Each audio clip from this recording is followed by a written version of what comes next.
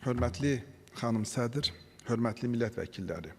İlk növbədə 2025-ci ilin dövlət büdcəsinin icrasının müzakirələri zamanı səsləndirilən fikir və təkliflərə, verilən suallara, aparılan müzakirələrə görə hər bir millət vəkilinə və Hesablama Palatasına öz təşəkkürümü bildirirəm. Bugün biz yalnız maliyyə sənədinin icrasını deyil, həm də ölkəmizin keçən il həyata keçirdiyi məqsədyönlü sosial, iqtisadi siyasətin nəticələrini qiymətləndiririk. Dövlət büdcəsi hər bir ölkənin iqtisadi prioritetlərinin, sosial öhdəliklərinin, strateji hədəflərinin maliyyə ifadəsidir. 2025-ci ilin dövlət büdcəsinin icrası da göstərir ki, Azərbaycan Respublikasının prezidenti cənab İlham Əliyev tərəfindən müəyyən edilmiş inkişaf kursu mürəkkəb qlobal iqtisadi şəraitdə belə ölkəmizin dayanıqlı inkişafını, maliyyə sabitliyini və vətəndaş rifahının yüksəldilməsini təmin etmişdir. Son illərdə dünyada geosiyasi çətinliklərə, logistika zəncirlərinin pozuntularına, enerji və ərzaq bazarlarındakı dəyişkənliyin davam etməsinə baxmayaraq, Azərbaycan iqtisadiyyatı öz dayanıqlığını qorumuş, dövlət maliyyə sistemi çevik və məsuliyyətli idarə etmə prinsipləri əsasında fəaliyyət göstərmişdir. Bu nəticələrin əsasında ölkə rəhbərliyinin uzaqgörən siyasəti, fiskal intizamın gücləndirilməsi, iqtisadiyyatın şaxələndirilməsi və əhalinin sosial rifahının yaxşılaşdırılmasına davamlı diqqət dayanır. Müzakirələr zamanı hörmətli deputatlar tərəfindən büdcə gəlirlərinin formalaşması, qeyri-neft sahəsinin inkişafı, büdcə xərclərinin icrası, sosial müdafiə, səhiyyə və digər istiqamətlər üzrə bir sıra məsələlər qaldırılmışdır. Səsləndirilən bütün suallar və təkliflər tərəfimizdən diqqətlə təhlil edilmişdir. İcazənizlə büdcə göstəricilərini təkrar səsləndirməyərək, hörmətli millət vəkillərimiz tərəfindən qaldırılan məsələlərə münasibət bildirmək və verilmiş sualları cavablandırmaq istərdim. 25-ci ilin dövlət büdcəsinin icrası ilə bağlı məsələlər müzakirə edilənkən, hörmətli millət vəkillərimiz tərəfindən büdcə gəlirlərinin strukturunda ənənəvi enerji sektorunun xüsusi çəkisinin hələ də yüksək olması məsələsinə toxunulmuşdur.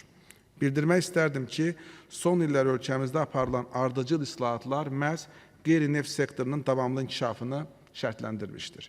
Belə ki, hesabat dövründə qeyri-neft sektoru üzrə ümumi daxili məhsul 92,3 milyard manat təşkil etməklə ümumi ödəyimin 71,5%-nə bərabər olmuşdur. Bu 24-cü illə müqayisədə 2,7%-lik real artım deməkdir.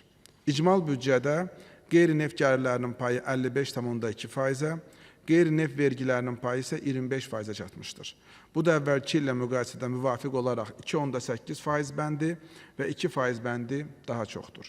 Dövlət büdcəsinin qeyri-neft gəlirlərinin ümumi daxil olmalardakı xüsusi çəkisi son 5 ildə 43,3%-dən 52%-ə yüksəlmişdir.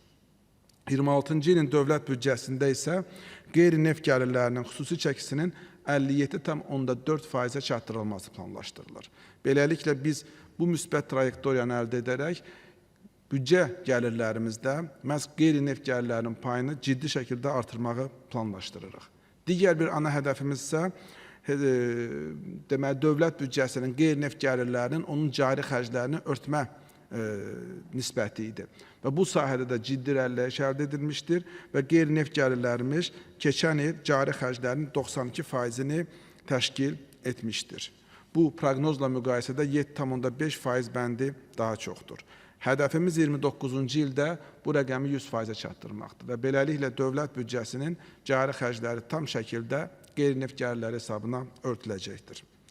Bu göstəricilərin dinamikası qeyri-neft sektorunun inkişafını, dövlət büdcəsinin neft gəlirlərindən asılılığının azaldılmasının dövlətin əsas prioritet istiqamətlərindən biri olduğunu göstərir. Qeyri-neft sektoru üzrə gəlirlərin artırılması və mənbələrinin şaxələndirilməsi istiqamətində tədbirlər davamlı olaraq həyata keçiriləcəkdir və məsələ daim nəzarətdə saxlanılacaqdır. Müzakirələr zamanı qeyri-neft qaz sektoru üzrə mənfəət vergisinin proqnoza qarşı 5,3% daha aşağı toplanması ilə bağlı suallar verilmişdir. Bununla bağlı bildirmək istəyirik ki, qeyri-neft sektoru üzrə mənfəət vergisinin kəsirlə icra olunmasının əsas səbəbi vergi ödəyiciləri tərəfindən mənfəət vergisi üzrə hesablanmış məbləğin ƏDV üzrə artıq ödəmə ilə əvəzləşdirilməsinə görədir. Hesabat il ərzində qeyri-neft sektorundan mənfəət vergisi üzrə proqnoz 219 milyon manat kəsirlə icra olunmuşdur. Lakin eyni dövrdə qeyri-neft sektorundan ƏDV üzrə daxil olmalar 4 milyard 202 milyon manat təşkil etmişdir və bu da proqnozdan 639 milyon manat və ya 18% daha çoxdur. Nəticədə ƏDV və mənfəət vergisi üzrə göstəricilər birlikdə qiymətləndirildikdə biz faktiki icranın proqnozdan 420 milyon manat və ya 5,5% daha çox olduğunu görürük. Deputatlar tərəfindən qaldırılan məsələlərdən biri də 25-ci ildə ayrılmış bir qism vəsaitin bank hesablarında qalaraq 26-cı ilə keçirilməsi ilə bağlı idi. Bildirmək istərdim ki, bank hesablarına köçürülən vəsaitlərin əksər hissəsini müxtəlif təşkilatların nizamnamə kapitalının artırılması, publik hüquqi şəxslərin qeyri-hökumət təşkilatlarının fəaliyyətinin maliyyələşdirilməsi və aqrar sahədə subsidiyaların ödənilməsi üzrə xərclər təşkil etmişdir. Qanunvericiliyə uyğun olaraq dövlət müəssisələrinin nizamnamə kapitalının artırılması, dövlət büdcəsindən ayrılan vəsaitlər onların bank hesabına köçürülür və il ərzində xərclənməyən hissəsi növbəti illərdə xərclərin maliyyələşdirilməsinə yönəldilir. Yəni, bu birbaşa qanunvericiliyin tələbidir və nizamnamə kapitalı artımı zamanı bu mexanizm tətbiq olunmalıdır. Publik hüquqi şəxslərlə bağlı isə qeyd etmək istərdim ki, ötən ilin avqust ayınadək həmin təşkilatların maliyyələşdirilməsi üçün vəsaitlər dövlət adından yaradılan publik hüquqi şəxslərə dövlət büdcəsi hesabına məqsədli vəsaitlərin ödənilməsi qaydasına uyğun olaraq onların bank hesabına köçürülürdü. Lakin həmin qaydaya Cənab Prezidentin müvafiq fərmanı ilə dəyişiklik edilmiş və nəticədə dövlət büdcəsindən publik hüquqi şəxslərə ayrılan vəsaitlərin icrası avqust ayından etibarən yalnız xəzinə müşayiəti vasitəsilə həyata keçirilmişdir. Qeyd edim ki, Cənab Prezidentin 2025-ci il 25 avqust tarixli fərmanı ilə dövlət büdcəsindən təşkilatlara ayrılan vəsaitlərin, büdcə sudalarının, dövlət sifarişi ilə həyata keçirilən layihələrin, subsidiya və subvensiyaların dövlət xəzinədarlığı vasitəsilə ünvanlı icrasına başlanılmışdır.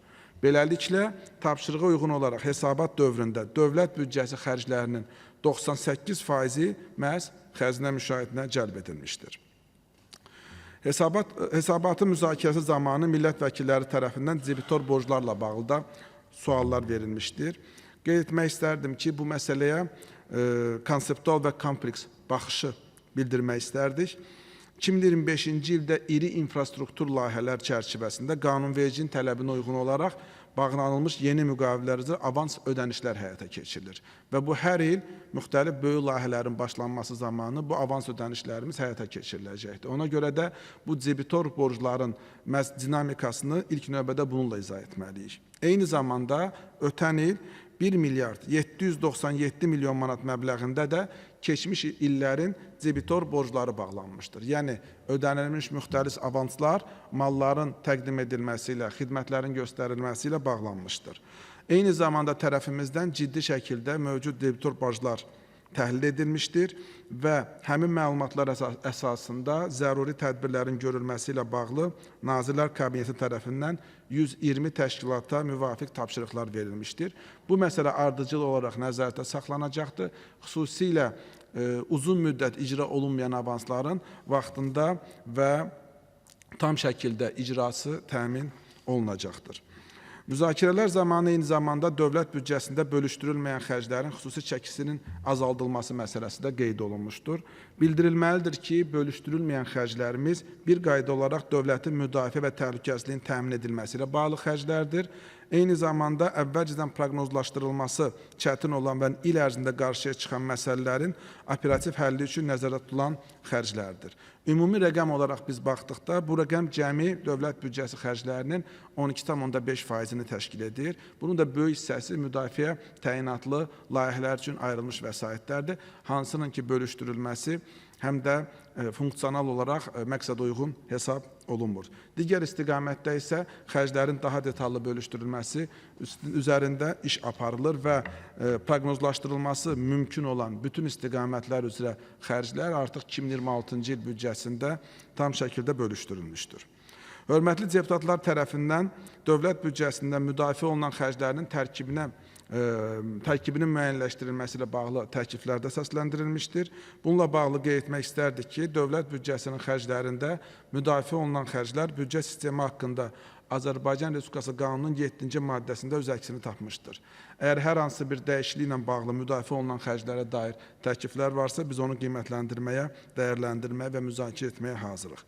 Sosial yönlü xərclərin tərkib elementlərinə gəldikdə isə, bugün büdcə qanunvericiliyi bu anlayışı hər hansı bir hüquqi terminlə təsbit etmir. Ona görə də biz Maliyyə Nazirliyinin mövqeyi olaraq sosial yönlü xərclərə, əməyin ödənişi, dərman, sarğı ləvazimatları, qida məhsulları, sosial ödənişlər, icbari tibbi sığorta fonduna ayrılan vəsaitlər, icbari şəxsi sığorta və digər bu qəbildən olan xərcləri əlavə edirik.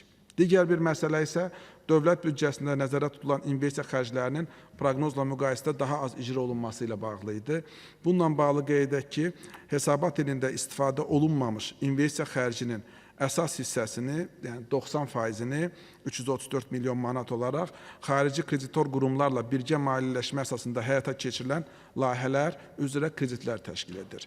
Belə ki, proqnozlaşdırma zamanı xarici kreditor qurumların vəsaiti hesabına icra ediləcək layihələrin hazırlıq tədbirləri, danışıqlar prosesi, kredit sazişlərinin imzalanmasının daha çox vaxt alması, zəruri hallarda operativliyin təmin edilməsi ilə məqsədi ilə daha optimist ssenariyasında proqnozlaşdırılmanın aparılması baş verir və ona görə də onların icrasında müəyyən qədər ləngimə dövr ərzində olur. Çünki həm də bu xarici kredit sazişləri heç də bir tərəfli Azərbaycan hökumətinin qərarı ilə və ya onun deməli, prosedurlarla tənzimlənmir. Bu, eyni zamanda beynəlxalq maliyyə institutlarının kifayət qədər bürokratik və uzun proseduru ilə tənzimlənir.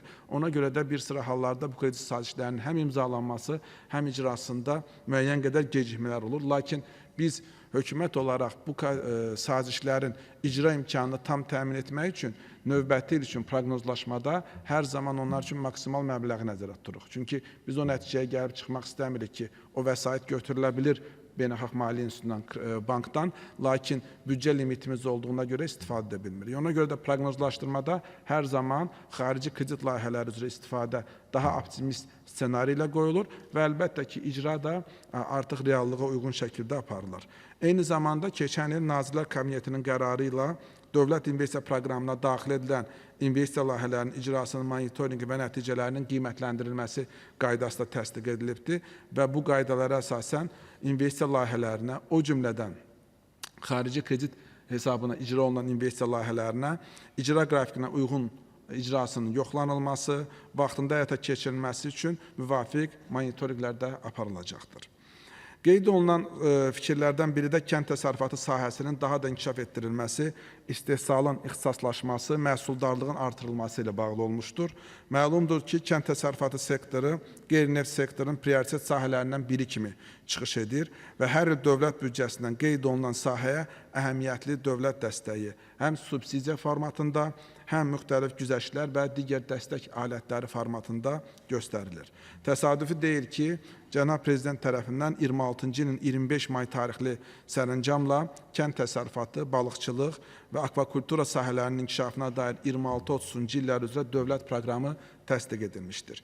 Bildirmək istərdim ki, dövlət proqramı ölkənin aqrar siyasətində yeni inkişaf mərhələsinin əsas strateji sənədlərindən biridir və 26-cı 30-cu illərdə bu istiqamətə dövlət büdcəsindən 2 milyard manata yaxın vəsaitin xərclənməsi nəzərdə tutulur. Düşünürük ki, ciddi maliyyə resursunun əlavə edilməsi ilə kənd təsərrüfatı sahəsində ciddi irəliləyişləri də əldə edəcəyik. Eyni zamanda səhiyyə sahəsində profilaktik tədbirlərin və ilkin səhiyyə sisteminin təkmilləşdirilməsi ilə bağlı məsələlərə toxunulmuşdur. Bununla bağlı qeyd edim ki, ilkin səhiyyə xidmətlərinin gücləndirilməsi, bu istiqamətdə tibbi xidmətlərin əhatəliyinin artırılması, tibbi xidmətlər zərfinin genişləndirilməsi və ailə həkimi institutunun formalaşdırılması istiqamətində silsilə tədbirlər görünür. 2026-28-ci illər üzrə ilkin səhiyyənin profilaktik və erkən diaqnostika funksiyalarının gücləndirilməsi nəzərdə tutulur. Bu da öz növbəsində ümumi səhiyyə sisteminin yükünü azaltmaqla yanaşı, uzunmüddətli dövrdə dövlətin səhiyyə xərclərinin səmərəliliyini də artıracaqdır. Səhiyyə sahəsi üzrə digər məsələ irsi və nadir uşaq xəstəliklərinin müalicəsi üçün əlavə maliyyə vəsaitlərinin ayrılması ilə bağlı qeyd edilmişdir. Bu istiqamət üzrə qeyd edim ki, hazırda İcbari Tibbi Sığorta Fondu hesabına irsi və nadir uşaq xəstəliklərinin müalicəsi, ana və uşaqların sağlamlığının yaxşılaşdırılması, uşaqların icbari dispanserizasiyadan keçirilməsi, uşaqlarda kistoz, fibroz genetik xəstəliyinə qarşı mübarizə tədbirlərinin maliyyələşdirilməsi təmin olunur. Yəni, bu artıq bizim icbari tibbi sığorta zərfinə daxil edilibdir. Növbəti dövrdə əlbəttə ki, bu istiqamətin daha da genişləndirilməsinə çalışacağıq və dövlət büdcəsinin vəsaiti hesabına uşaqlar arasında yoluxucu xəstəliklərin immunoprofilaktikası üzrə cari ildə artıq 6% daha artıq vəsait də müəyyən edilmişdir. Ümumilikdə 3 oxunuş dövründə və deməli, komitə iclaslarında hörmətli millət vəkillərimiz tərəfindən bir çox suallar qaldırılmışdır, bir çox təkliflər verilmişdir. Komitə iclasında onu çox geniş müzakirə edə bildik və bugünkü çıxışında da çalışdım ki, ümumiləşdirilmiş şəkildə onların bir qisminə qısa cavab verim. Əlbəttə, hər bir təklifin, hər bir sualın müzakirəsi çox daha geniş vaxt tələb edir. Amma ümidvaram ki, səsləndirilən əsas suallara cavab verə bildim. Bir daha qeyd etmək istərdim ki, 25-ci ildə dövlət və icmal büdcələri möhtərəm prezidentimiz tərəfindən müəyyən edilmiş prioritet istiqamətlərin, sosial təminat tədbirlərinin, ölkənin iqtisadi inkişafının, müdafiə qabiliyyətinin, milli təhlükəsizliyinin, işğaldan azad edilmiş ərazilərimizin bərpa və yenidən qurulması tədbirlərinin icrasını təmin etmiş və hökumət qarşısına qoyulan vəzifələrin maliyyələşdirilməsi tam şəkildə təmin edilmişdir. Yekunda bir daha hər birinizə təşəkkür etmək istəyirəm. Təqdim olunan hesabatı dəstəklədiyinizə görə və ümidvaram ki, növbəti dövrdə səsləndirilən təkliflər də daxil olmaqla həm büdcəmizin hazırlanması, həm onun icrası ilə bağlı daha mütərəqqi təcrübələri təmin edə biləcək. Təşəkkür edirəm.